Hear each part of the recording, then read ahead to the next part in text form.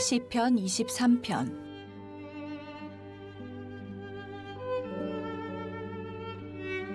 여호와는 나의 목자시니 내게 부족함이 없으리로다. 그가 나를 푸른 풀밭에 누이시며 쉴 만한 물가로 인도하시는도다. 내 영혼을 소생시키시고 자기 이름을 위하여 의의 길로 인도하시는도다. 내가 사망의 음침한 골짜기로 다닐지라도 해를 두려워하지 않을 것은 주께서 나와 함께 하심이라. 주의 지팡이와 막대기가 나를 안위하시나이다. 주께서 내 원수의 목전에서 내게 상을 차려주시고 기름을 내 머리에 부으셨으니 내 잔이 넘치나이다. 내 평생의 선하심과 인자하심이 반드시 나를 따르리니 내가 여호와의 집에 영원히 살리로다.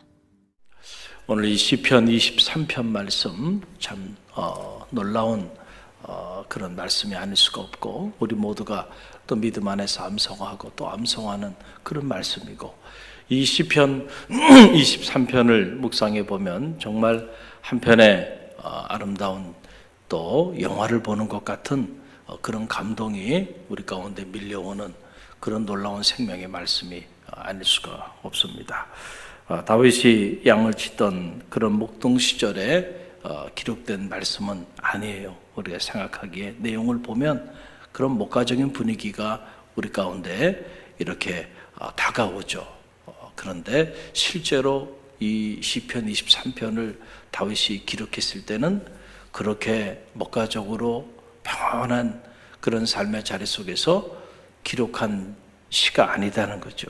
학자들에 따라서 의견이 분분하긴 하는데, 어떤 학자들은 다윗의 인생에 있어서 가장 힘들고 어려웠던 시절에 이 시편 23편이 기록됐다. 그러면 가장 힘들고 어려웠던 때가 언제일까? 골리앗 앞에 섰을 때였을까?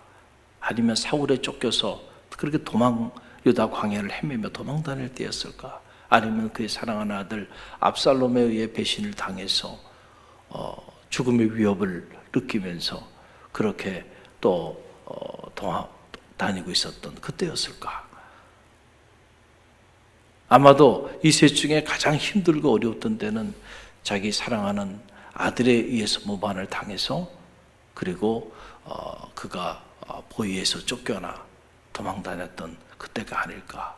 사랑하는 아들에게 배신을 당했으니 한번 생각해 보세요.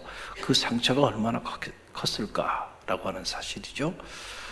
그러나 그것도 어느 정도 이렇게 가장 힘들고 어려웠던 시절에 기록되었을 것이다. 그 이유는 바로 오늘 이 시편 23편에 기록된 내용들을 보게 되면 사망의 음침한 골짜기를 달릴지라도, 이런 표현들, 원수의 목전에서, 그리고 여호와의 집에 영원히 살리로다.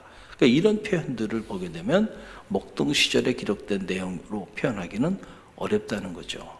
그런데 저는 어려웠던 시절에 기록됐다는 말보다도 이런 어려웠던 시절들을 다 겪고 난 다음에 그의 인생의 말년에 자기 삶을 돌아보면서 다윗이 자기 인생의 마지막 자서전적인 신앙의 고백 차원에서 기록된 시가 시편 23편이라고 그렇게 생각합니다. 대부분의 학자들도 이런 의견에 동의를 하고 있는 것이죠.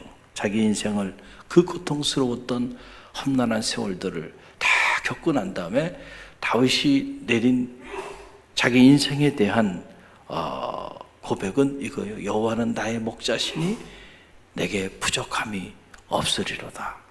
할렐루야. 여호와는 나의 목자시니 내게 부족함이 없으리로다. 참으로 위대한 고백이 아닐 수가 없죠. 우리가 인생을 살면서 자꾸 이런저런 일들로 인하여 힘들어하죠. 힘들어하는 이들이 많이 있어요. 너무너무 인생이 살만하다고, 그래서 주어진 한날의 삶이 너무너무 소중하다고, 그래서 기쁨과 감사와 감격을 가지고 그렇게 나아가는 이들보다는 너무 힘들어하고 너무 지쳐있고 불안과 근심과 걱정과 염려 속에서 그렇게 굳은 얼굴을 가지고 그렇게 살아가는 이들이 우리 주변에 더 많이 있어요. 왜 그럴까? 왜 그럴까? 우리가 신앙생활 하면서도 심지어 우리 안에 왜 하나님이 주시는 이 존재의 기쁨과 평화, 그리고 이 순간순간 새날을 허락하시는 하나님 앞에 정말 이 세상의 그 어떤 것으로도 우리가 바꿀 수 없는 이 소중한 이 새날의 인생의 시간들 앞에서 감격하면서 기뻐하면서 그렇게 우리가 살아가지 못하는 것일까라고 하는 거죠. 여러 가지 이유가 있겠지만은 가장 큰 이유 중에 하나, 오늘 시편 23편을 통해서 묵상하는 것 중에 하나는 우리가 자꾸 우리 스스로 우리 인생의 목자가 되고자 하기 때문에 그래요. 아니라고 얘기하지만 아닌 게 아니라니까요. 여전히 하나님 앞에 나와 기도하면서도 내 인생의 목자가 하나님이 아니고 여호와 하나님이 나의 인생의 목자가 되어주시는 것이 아니고 내가 내 인생의 목자예요. 그래서 내가 내 인생을 살게 해야 되고 그리고 내가 내 인생을 꾸려가야 돼. 그러니까 언제나 인생이 고달프고 그러니까 언제나 미래가 주님은 우리에게 never worry about 아무것도 염려하지 말라고 그러는데 끊임없이 염려하고 걱정하고 근심하고 불안해하면서 산다는 거죠. 복음과는 전혀 다른 삶을 자꾸 살고 있어요. 내가 내 인생의 목자가 되어 있기 때문에 그렇다는 거죠. 여러분, 목자는 고달퍼요. 언제나 양들에게 푸른 초장 쉴만한 물가를 준비해야 돼요. 그리고 언제 들짐승들이 양들을 해칠지 모르잖아요. 늘 긴장하면서 파수꾼의 역할을 감당하고 그리고 못된 그런 들짐승들이 달려들 때는 목숨을 걸고 또 싸워야 되고요. 이게 목자의 삶이에요. 내가 내 인생을 나 스스로 내 인생에 내가 목자가 돼서 내 인생을 살려고 하니까 얼마나 인생이 고달플까? 얼마나 고달플까? 라고 하는 거예요. 저는 바라기는 여러분의 인생에 여러분 자신이 스스로 목자가 되지 마시기를 간절히 바랍니다. 여호와 하나님을 여러분의 인생의 목자로 모시는 지혜가 있기를 간절히 바랍니다. 그럴 때 부족함이 없는 삶이 시작되는 거예요. 여러분, 여호와 하나님이 우리 인생의 목자가 되시면 그분이 알아서 푸른 초장 쉴만한 물가로 우리의 삶을 인도하여 주실 거예요. 이 믿음이 여러분 가운데 있기를 바랍니다. 그래서 주님께서 당신을 따르는 제자들을 향해서 아니 주님과 함께 동행하면서도 맨날 무엇을 먹을까, 무엇을 마실까, 무엇을 입을까 온통 그런 것들에 대해서 근심하고 걱정하고 염려하고 그런 것들을 위하여 구하고 기도하고 나가는 모습을 보면서 주님의 마음이 너무 아팠던 거예요. 그래서 주님께서 야, 하늘에 계신 너희 천부께서 너희에게 무엇이 필요한지 모르겠는가? 하늘에 나는 새를 봐라. 저 들의 백합화를 봐라. 그들이 농사를 짓고 그리고 양식을 모아 그렇게 먹고 사느냐? 아무것도 하지 않지만 하나님이 다 입히시지 않냐? 하물며 너희일까 보느냐? 그렇게 말씀하시면서 이 모든 것들은 저 이방인들이 구하는 것이다. 이방인들. 우리가 우리 인생의 목자로 살아가면 우리의 기도의 내용은 온통 이방인들이 구하는 그런 기도들로 가득 흘러 넘칠 수밖에 없고 우리의 기도 제목이라는 것은 다른 말로 표현하면 온통 금신 덩어리고 염려 덩어리고 걱정 덩어리예요. 맨날 그걸 위해 기도하고 그것을 묵상하니까 근심을 묵상하니까 묵상하면 묵상할수록 근심은 점점 더 커져요.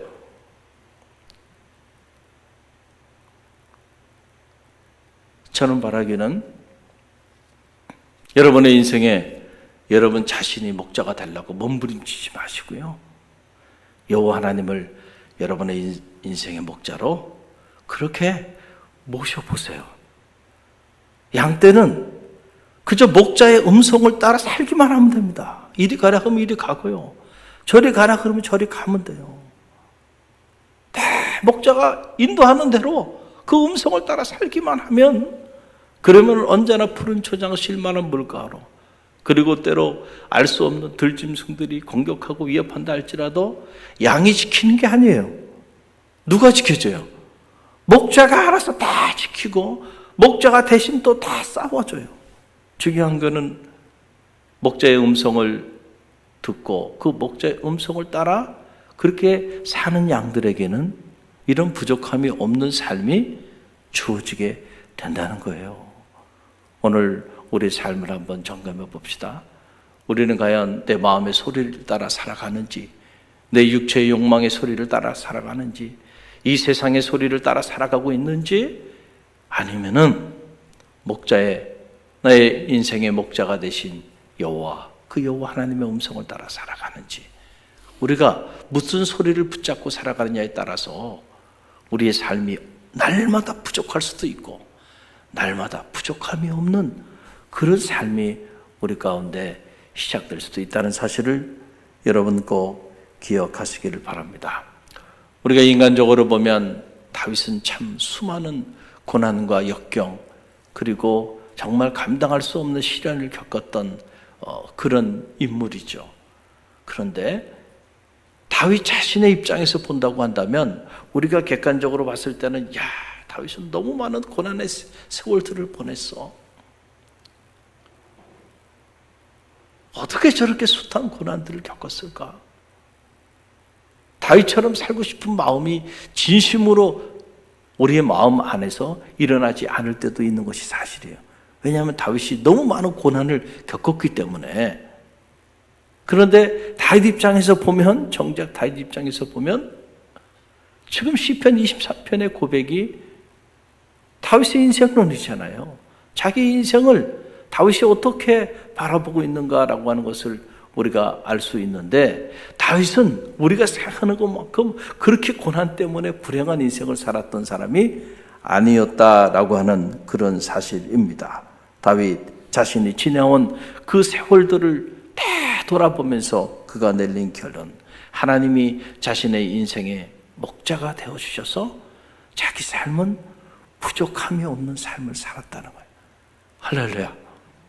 부족함이 없는 그런 행복한 삶을 살았다는 거예요. 하나님이 내 인생의 목자가 되어주셔서 때를 따라 쉴만한 물가로 인도해 주셨고, 푸른 초장으로 인도해 주셨고, 그 수많은 원수와 대적들이 공격하고 위협했지만 그때마다 하나님께서 지켜주시고 보호하여 주시고 피난처 되어주시고 반석이 되어주시고 산성이 되어주시고, 내 인생을 언제나 나와 함께 하셔서 인도해 주시고 지켜주셨다는 거예요. 그래서 여호와는 나의 목자시니 나는 부족함이 없었다는 거예요, 내 인생이. 할렐루야. 그런 행복한 삶을 다윗이 살았다고 하는 그런 놀라운 고백입니다. 그래서 다윗이 오늘 시편 23편에서 참으로 위대한 인생의 고백을 합니다. 그 내용이 4절로 5절 말씀인데요. 4절로 5절 말씀, 저와 여러분이 다시 이 말씀 함께 봉독하며 나갑니다. 내가 사망의 음침한 골짜기로 다닐지라도 해를 두려워하지 않을 것은 주께서 나와 함께 하심이라. 주의 지팡이와 막대기가 나를 안위하시나이다. 주께서 내 원수의 목전에서 내게 상을 차려주시고 기름을 내 머리에 부으셨으니 내 잔이 넘치나이다. 아멘. 여호와 하나님이 내 인생의 목자가 되어주셨기 때문에 내가 사망의 음침한 골짜기를 다닐지라도 나는 결코 해를 두려워하지 않는다는 거예요. 여러분, 이것이 얼마나 위대한 선언입니까? 우리는 이 코로나 바이러스 때문에, 이것 때문에도 막 두려워가지고 근심하고 걱정하고 염려하고 불안해하면서 그러고 살아가는데 말이죠. 사망의 음침한 골짜기를 내가 다닌다 할지라도 나는 결코 두려워하지 않을 것이라는 거예요. 왜냐하면 주께서 나와 함께 하십니다. 그 주가 누구요? 내 인생의 목자가 되어주시는 그 여호와 하나님이 아도나이, 내 인생의 주인이 되어주시는 그 하나님께서 나와 함께 하시기 때문에 나는 사망의 음침한 골짜기도 두렵지 않다는 거예요. 할렐루야. 내 인생의 목자가 되어주시는 그 하나님께서 원수의 목전에서 내게 상을 차려주시고 기름으로 내 머리에 부으셨으니 내 잔이 넘치나이다. 수많은 원수와 대적들이 있는데 우리는 그 원수와 대적들 때문에 힘들어하고 살아갔잖아요. 그런데 그 수많은 대적과 원수들, 내 삶을 무너뜨리고 공격하고 위협하는 그 수많은 원수와 그 대적들이 있어도 다윗은 흔들리지 않은 거예요.